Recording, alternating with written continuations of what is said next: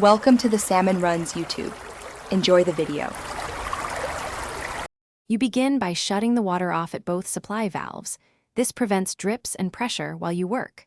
Once off, open the faucet to relieve trapped water and place a bucket under the valve to catch residual fluid. Using an adjustable wrench, break the compression nut loose by turning counterclockwise while holding the valve body steady. This is how you separate the ferrule without twisting the supply line.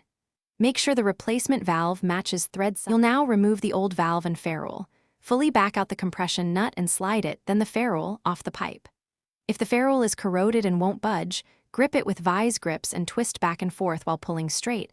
Use penetrating oil sparingly if needed. Once free, clean the pipe tailpiece with a cloth and a file to remove nicks and burrs so the new valve seats properly. This ensures a tight seal and prevents future leaks.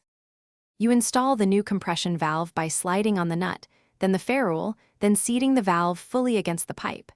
Hand tighten the nut, then use the wrench to snug it about 1/4 to 1/2 turn past hand tight. This compresses the ferrule and forms the seal. Once done, slowly restore the water and observe the joint. A small trickle means tighten a hair more.